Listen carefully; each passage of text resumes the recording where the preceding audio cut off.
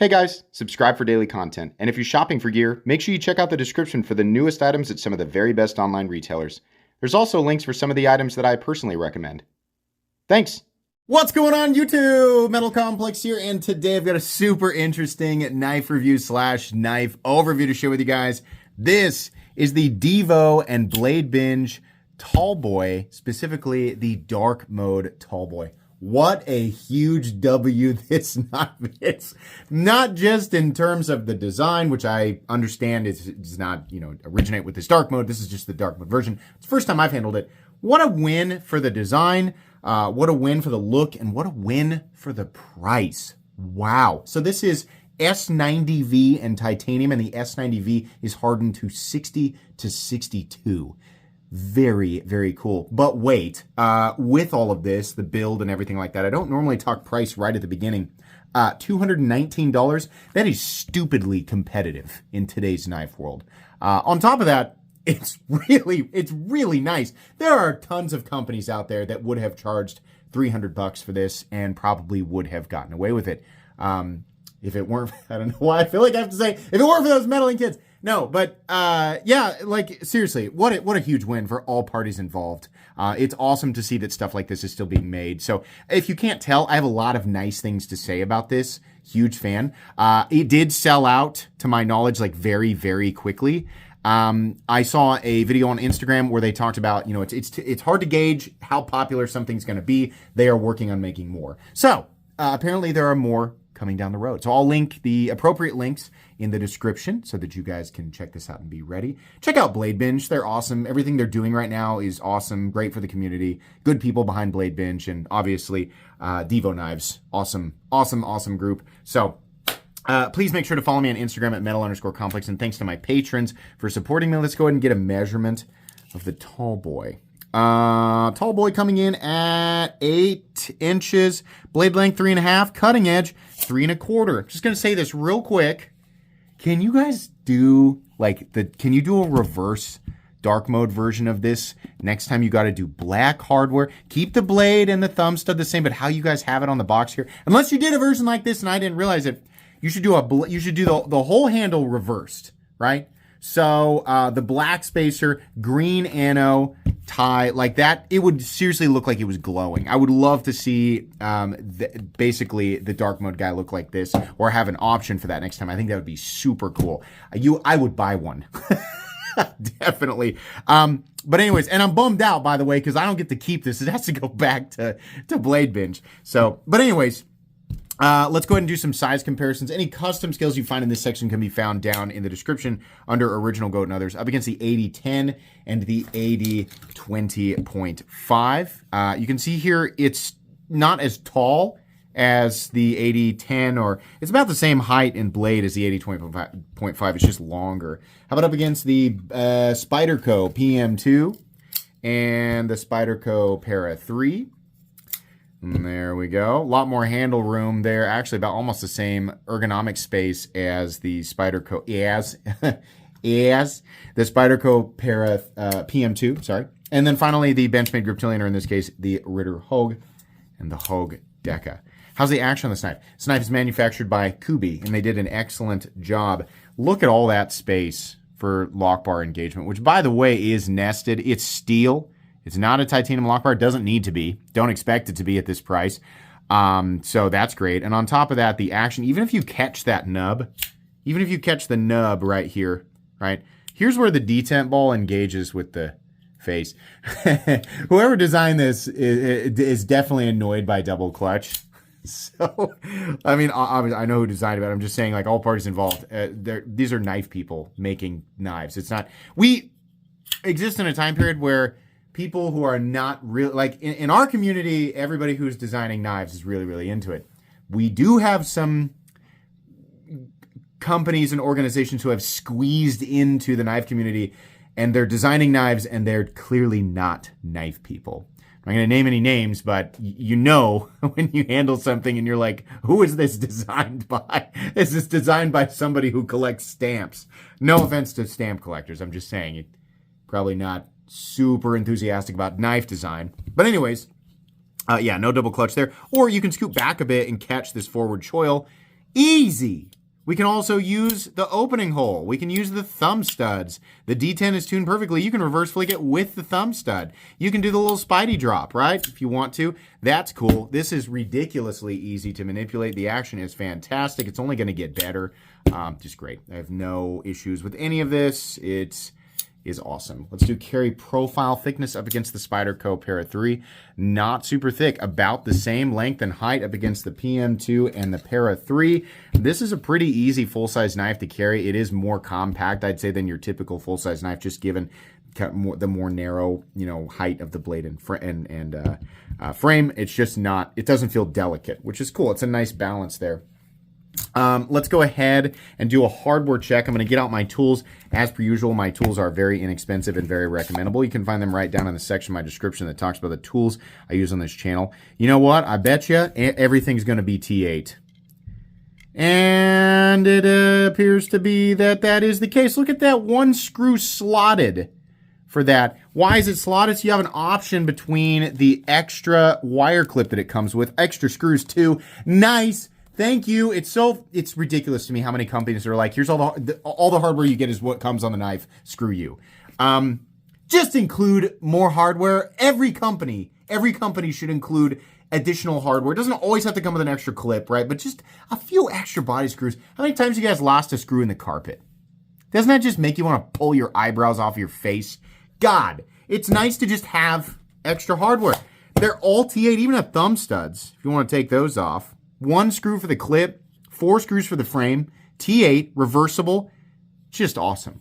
Again, a knife designed by knife people. Imagine that.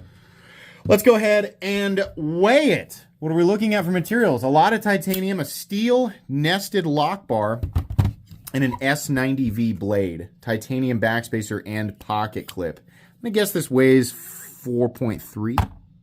Oh, so close. 4.2 ounces. Maybe my subconscious remembering the unboxing. Yeah, pretty good. Not perfect ratios, but pretty good. Little bit, favor. It's still in the middle of that cutout there, but it does favor the butt, which there's nothing wrong with favoring the butt.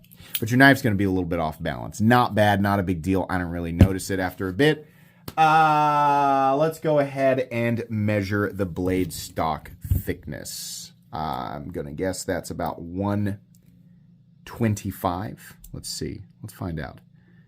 Nope, thinner. 116 thousandths. Very cool. Okay, meat and potatoes time.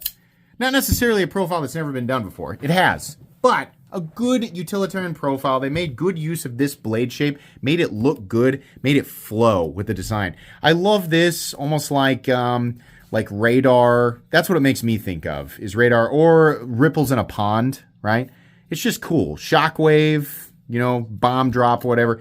It's neat. I like it. I like the bevels here. I like the way that this looks. It looks angular and uncomfortable. It is very, very comfortable. The jimping extends out to here. You get a little break right here, and then you've got more jimping out here. So if you want to utilize that choke up position, which is beautifully comfortable, by the way, you can put your thumb out here. Now, I don't do a lot of work where I have to put my thumb out here, but man, if I had to do a little bit of, intricate wood carvings, then yeah, I'd be super pumped, and get your finger up here, do some draw cuts. This is excellent. Excellent. The ergonomic lines are so good. That pocket clip, while short and not a hot spot, they definitely made sure that the tension on the clip wasn't insane. Very easy in and out of the pocket. Love it. Super cool. Like I said, symmetrical clip, so left and right-handed people, you can both enjoy this. Whoops, sorry about that. I'm right-handed. As you can see here, because the lock bar is mostly nested, only a little bit showing, you really don't have to worry about where you're putting your hands. Right, left-handed, you want to do the reverse flick, the standard flick, whatever you want to do. It's nested, so it's easy. It's so easy to manipulate.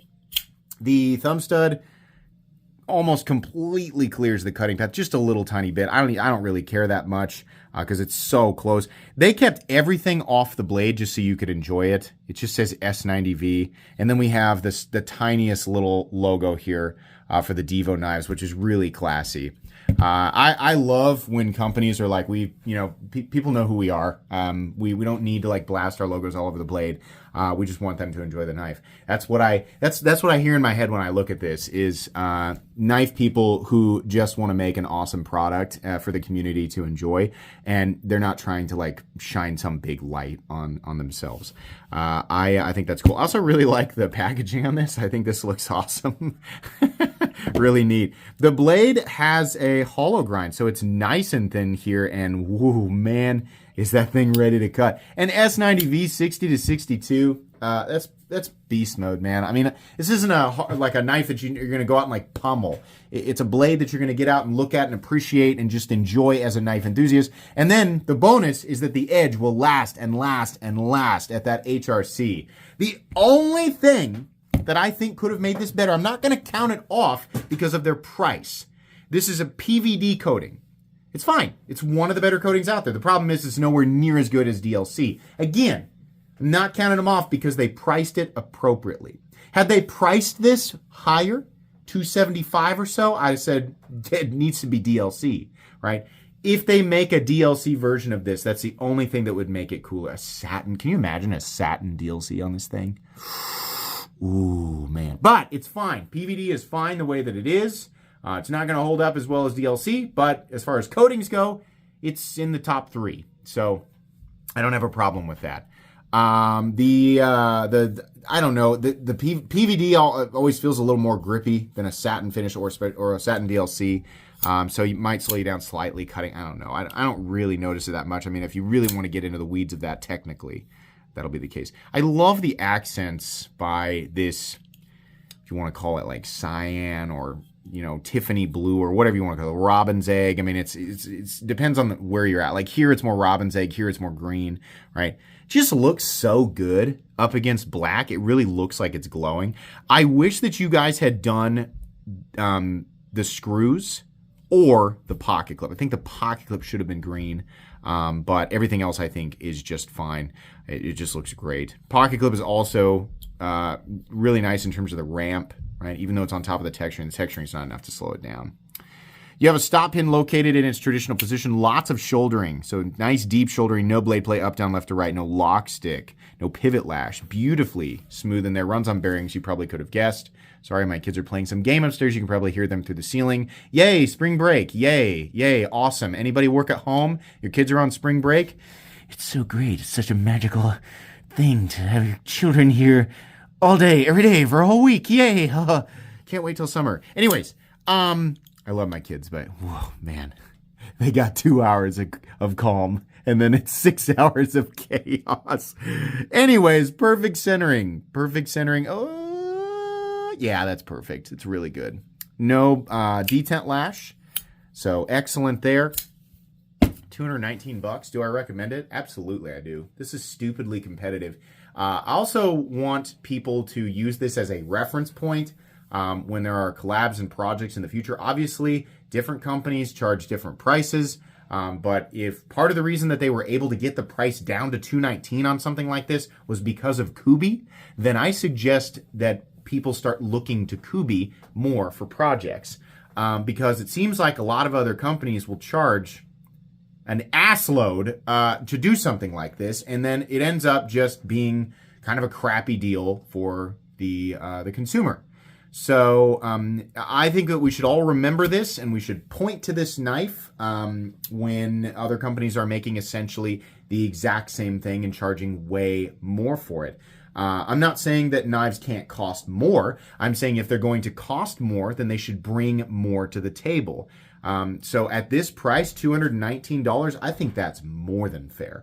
I think they could have probably, now I'm not saying they should do this, but they probably could have charged $240, $250 for this, and people still would have applauded them. So $219 is stupidly competitive. It is incredible in the 2025 premium knife market.